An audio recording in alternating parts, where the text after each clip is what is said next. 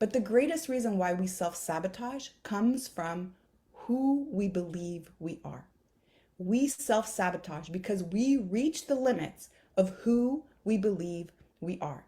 Are you ready to bring your dream body and health into life, but just can't seem to keep the motivation going?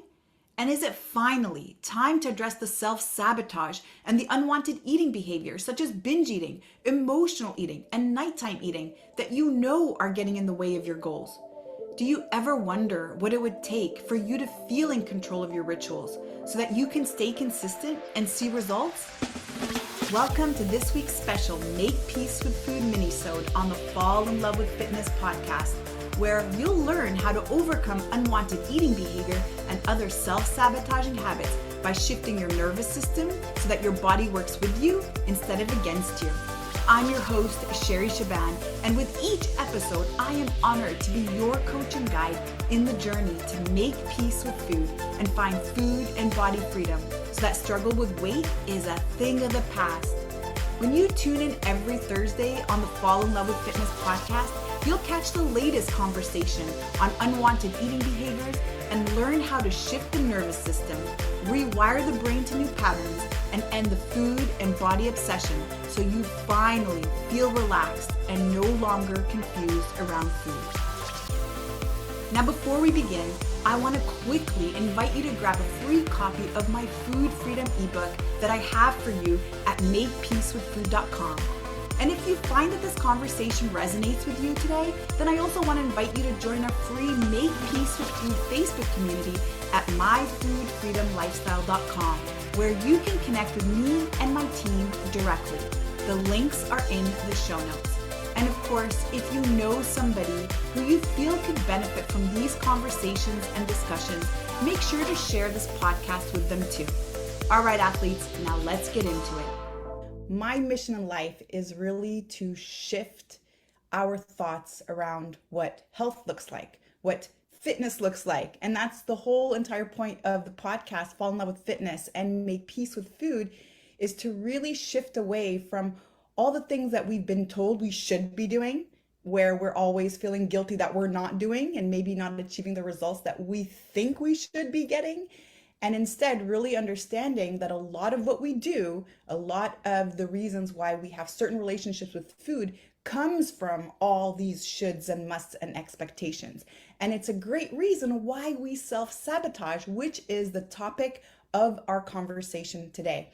And so if you're tuning in here today and you're just jumping on, and maybe you're new here, say hello in the chat. Let me know who you are. Share with me a little bit also around what it is that you want out of this conversation, or maybe even around just your presence in the group. How is it that we can support you? Because I've shared with you my story in the past, and you know, when I got into the health and fitness space, I always say it was kind of by accident. And the reason I got into health and fitness really was to overcome a major back injury. I had back surgery in the past by the time I had turned 17 due to a car accident. I was told I was never going to play sports again. And I had followed the doctor's advice for so many years, only to see myself actually engaging in habits that did not serve me, in a different sort of social crowd that, usually parents say steer away from. And so when I got back into the fitness space, my ultimate goal was to really get over chronic pain. And it was to be able to use my body in a way that felt very independent. Because prior to that, before I had my surgery and before I needed to have my surgery, I was relying on other people to do a lot of things for me. I was even needing someone to help me shower or go to the washroom or even pick something up. And so because my back pain was the center of my life, I wanted to gain control over my autonomy and really just feel self-sufficient, feel independent, feel strong, feel capable. And so that's initially why I signed up at a gym. And over a few months, I got over back pain, I got over chronic pain, I was able to come off pain medications. And that was when I decided to shift away from sciences. I was actually doing a master's degree in chemistry at the time, and then deep dive into human body. And that's where I learned everything there was about biomechanics, exercise science. I became a certified athletic therapist that led me to become a DO, an osteopath, And I know you guys are familiar with that too in the States if you're tuning in, but it's a big field here in Canada, and it really is about just understanding the function globally of the human body. But of course, if I was going to help people get into the best shapes of their lives and really overcome any obstacle like I had done, I overcame a major back injury where I was told I was never allowed to do certain things again. So if I was able to do this, I wanted to help other people do this. And so I also needed to learn about nutrition. And this is where I share with you that my struggles with food began, and more importantly, my relationship and my confusion around food. And so when I first started in this space, it was first talking about the low fat diet. And so I started doing the low fat thing. And even though that wasn't my intention at the time, my intention was not to release weight. My intention was to find the right way to eat, because there's a human design way to eat. And I'm going to discover what that is. And so after the low fat diet, I got into calorie counting. And after that, I got into the whole CrossFit space where everybody was talking about eating like a caveman. And so I got into paleo. And then that eventually became the zone. And then I got into keto and then started counting macros. And I'll tell you, that's when I started self-sabotaging. I started self-sabotaging because there was major fear around food. My food rules changed all the time. And so drop a 1 in the comment if you're resonating with what I'm saying. Just feeling completely out of control around food because you're fearing it. You don't know what to eat this week, or maybe you watched some sort of reel, or you read some article, or you started some diet that your best friend was starting. And all of a sudden there were certain foods that were bad and certain foods were good, and that kept changing often. And that's where we actually start to self-sabotage. Self-sabotage comes from a place of fear. And so because I was overly consumed and so self-absorbed with what to eat, when to eat, how much of it to eat, and because I also had a lot of rules around what was good and what was bad, I started also feeling really good about myself or really bad about myself when it came to certain things that I was eating. But self-sabotage comes from fear. And we self-sabotage when suddenly things are going really great. We're on the wagon, as they call it, and we're noticing that maybe we're getting results. We're seeing that we're super determined and we're super intentional and we're super committed to everything. Then all of a sudden something happens, and then we find ourselves feeling out of control. And so this feeling out of control can come from different reasons. And I'm sharing with you my story, but what I really want you to do is plug in your own story, because we all have a story. And if you're really going to heal your relationship with food, you have to understand what is your mechanism. What is the system that you've installed in your subconscious mind that is leading you to self-sabotage? For me, it was a lot of dieting and a lot of changes in food rules. And remember, I'm a scientist, so science said this was right, and then science said that was right. And I jumped from one diet to the next, all based on science, thinking that I was on the right path to the success, that I was on that path to really determining what the truth was about nutrition. But ultimately, what it actually made me do is become incredibly fearful around food. And so because I was incredibly fearful around food, that's where I started to self-sabotage. Anytime I did one teeny tiny little mistake, which meant, oh my goodness, I had sugar this week, or oh my goodness, I had grains this week and I'm not supposed to have grains, or oh my God, I had too many carbs this week and my macros were that low. That's when I would find myself completely falling off the wagon and then going super, super extreme. Because you're going to notice that you're in this space. When you're self-sabotaging, the extreme is always all or none. You're always doing it as completely to the T, like completely perfect, or you're finding yourself making one teeny tiny mistake and then going the complete opposite direction.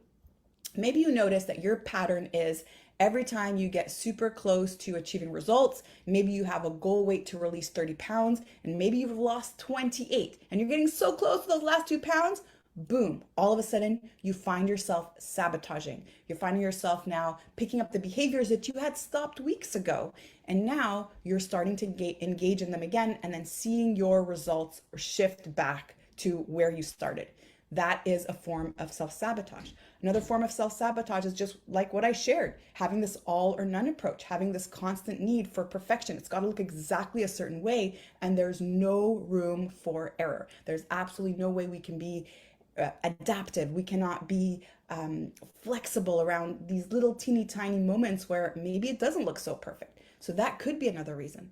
But the greatest reason why we self-sabotage comes from who we believe we are.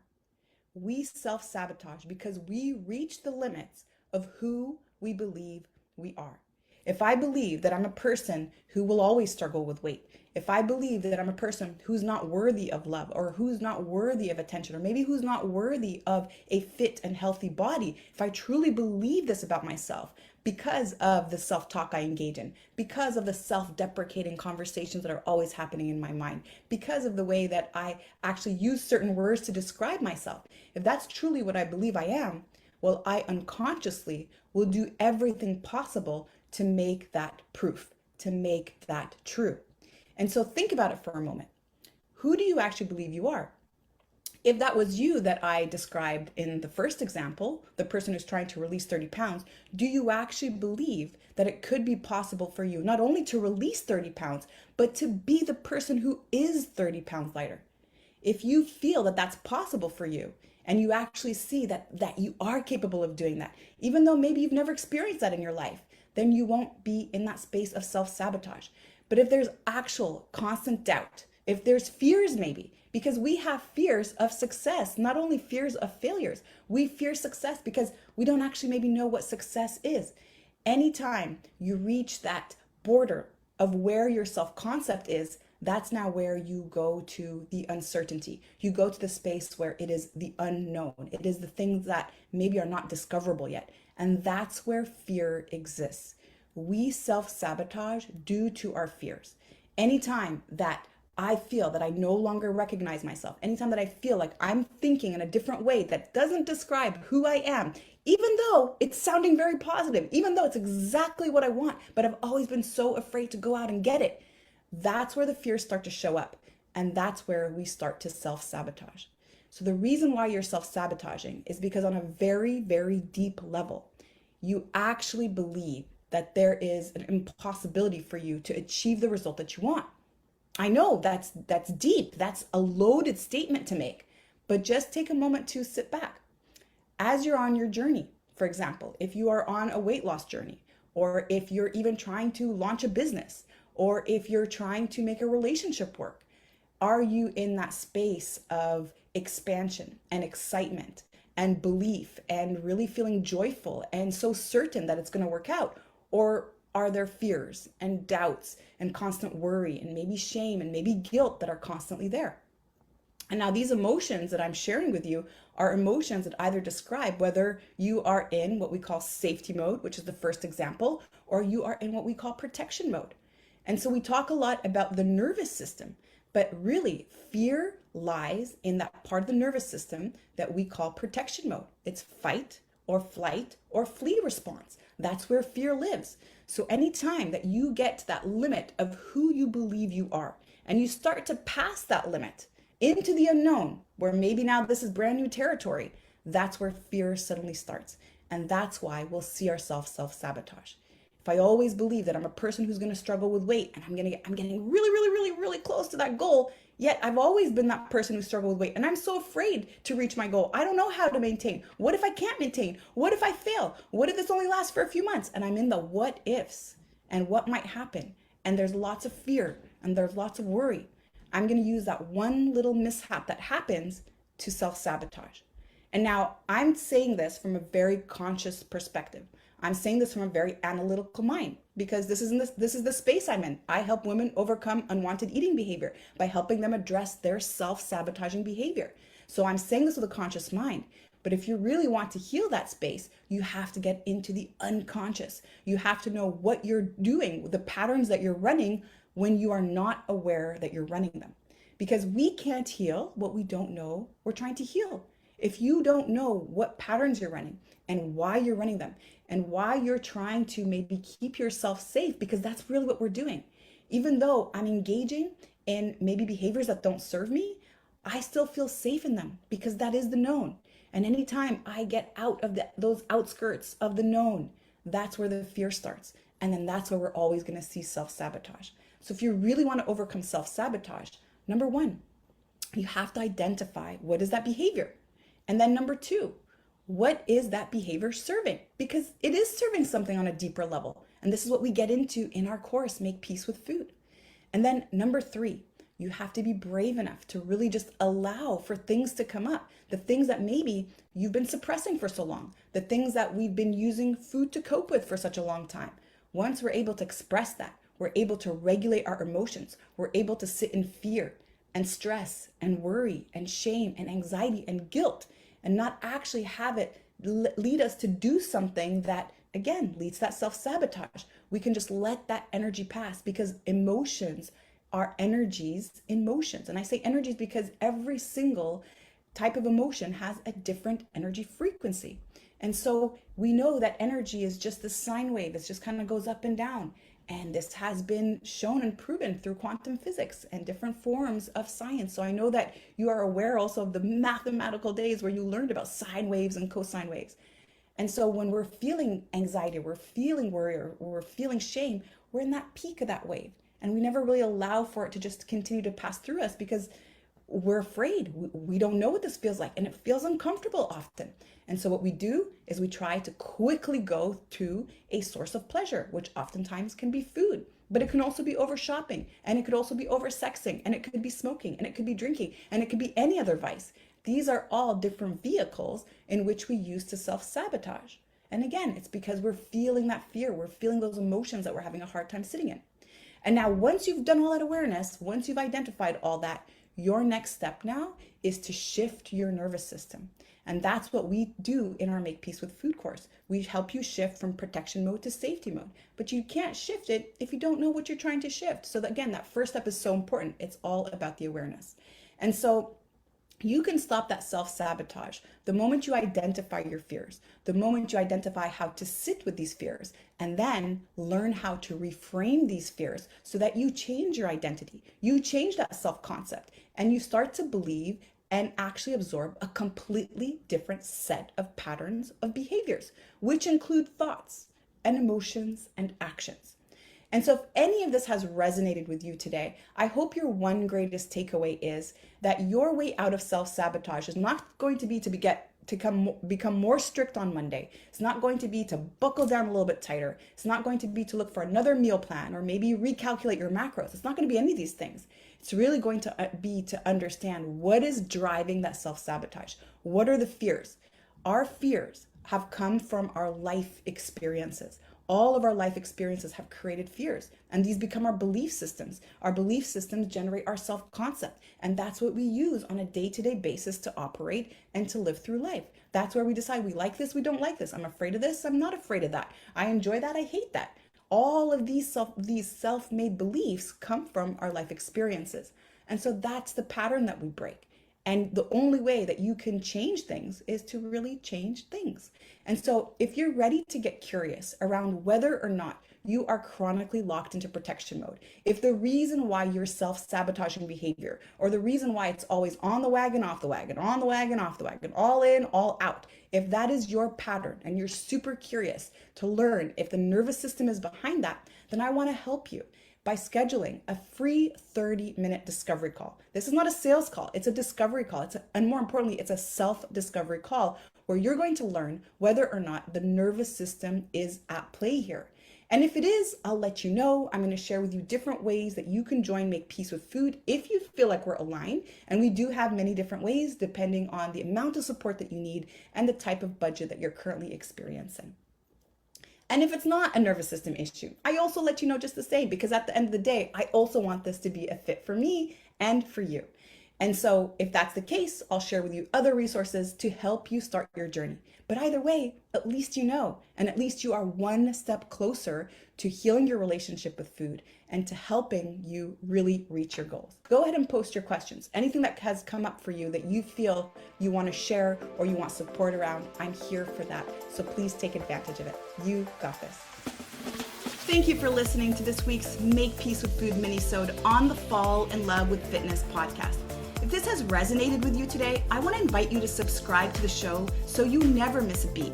And if you know someone who could benefit from this conversation, then please share this episode with them.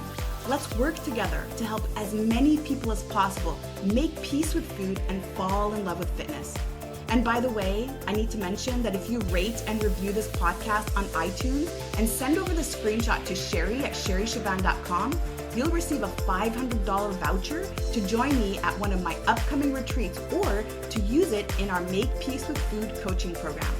And don't forget to visit myfoodfreedomlifestyle.com to join the free Facebook group for more resources.